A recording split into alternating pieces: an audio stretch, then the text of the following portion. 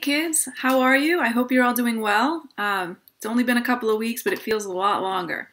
I wanted to offer an online version of today's Sunday school lesson. We're going to be talking about a story in the first book of Samuel. So make yourselves comfy, grab a piece of paper and some markers, crayons, pens, pencils, whatever. We're going to be doing a little activity later. And grab yourself something to eat if you need to, like a cookie. Sounds like a good idea. I'm going to have a cookie. Which one should I choose? Which one looks better? I'm guessing you picked the cookie that was not broken. They probably taste exactly the same though. And that's sort of the theme of today's Sunday school lesson. I mean, we do judge by appearances. I mean, imagine if I walked into your Sunday school class and I looked like this. I mean, what if I looked like this? Would this change your opinion of me? Or this? Welcome to Sunday school. Or what about this dude? Come in, sit down.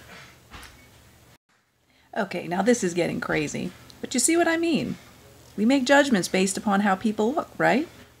Now we're going to take a look at the scripture for today, which we're focusing on 1 Samuel. And in this story, God looks into the heart.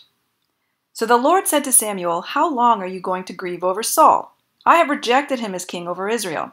Fill your horn with oil and get going. I am sending you to Jesse of Bethlehem because I have found my next king among his sons." "Well, how can I do that?" Samuel asked. "When Saul hears of it, he'll kill me." "Take a heifer with you," the Lord replied, "and say, 'I have come to make a sacrifice to the Lord.' Invite Jesse to the sacrifice, and I will make clear to you what you should do. You will anoint for me the person I point out to you." So Samuel did what the Lord instructed. When he came to Bethlehem, the city elders came to meet him. They were shaking with fear. "Do you come in peace?" they asked. "Yes," Samuel answered. "I've come to make a sacrifice to the Lord. Now make yourselves holy. Come with me to the sacrifice."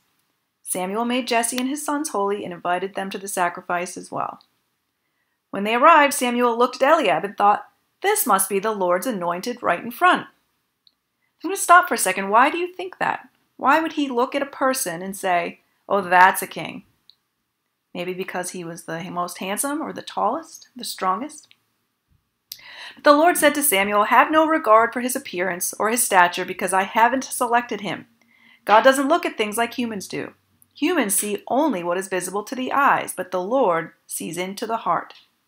Next, Jesse called for Abinadab, who presented himself to Samuel, but he said, "The Lord hasn't chosen this one either."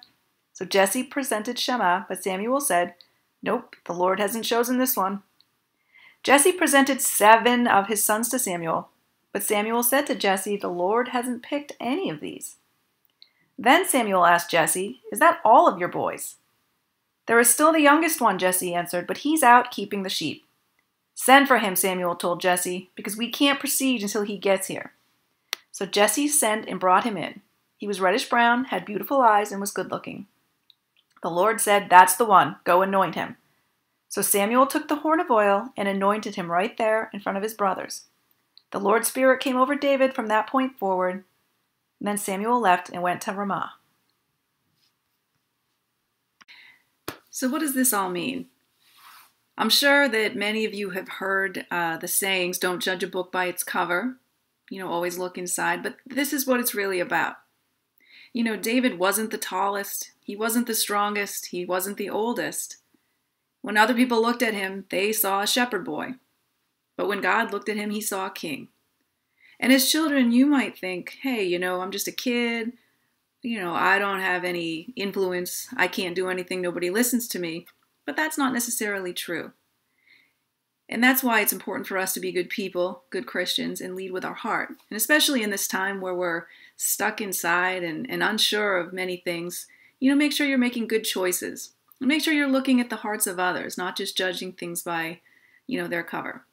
So we're going to do an activity now. I'm going to ask that you grab your piece of paper and whatever you're drawing with. And I want you to think about yourself. And I want you to either draw a self-portrait, so that means just drawing yourself. How do you see yourself? What do you look like? Maybe you're not an artist. If you're not an artist, you could draw something as simple as a smiley face. Or even feel free, anything that you feel represents you. Are you a musical person? Just draw something that stands for you. You can either pause the video while you draw, or you can listen to the rest of the instructions and move forward. Entirely up to you.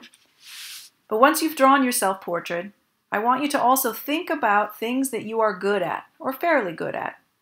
I have a whole list here. I'm going to go through them. So maybe you're good at sports, or art. Maybe you're a good singer, or playing a musical instrument. Maybe you are good at working with or playing with animals, or playing with and helping younger children. Maybe you're good at talking with older people. Maybe you're just good at talking. I know a lot of you in my Sunday school classes sure love to talk. Also, making people laugh. I know that's one of the things I feel like I'm good at. I always like to laugh. Maybe you're good at fixing things or speaking in front of groups. Maybe you're good at making friends or helping around the house. Are you good at schoolwork? Are you good at telling or writing stories, or maybe organizing things? Are you good at getting other people excited about something? Maybe you're a motivational person.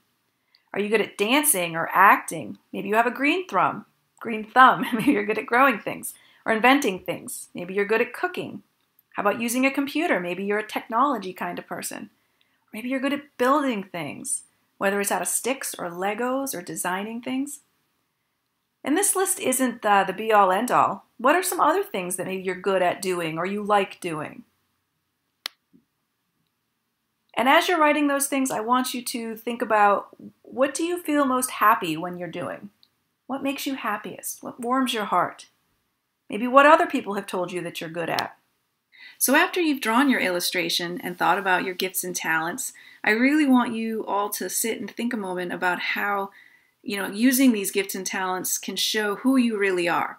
That it isn't just all about appearances, that these gifts and talents can be used to help others, to have you help others. So think about that and today's lesson. I would love for you to show me your illustrations, so feel free to have your mom or dad, or if you can do it, upload and post what you've come up with. Let's see how many illustrations and self-portraits and ways that we can help be better Christians.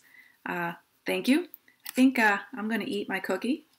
I'm going to eat this one right here because it's just as good as the whole one. Thanks. See you guys soon.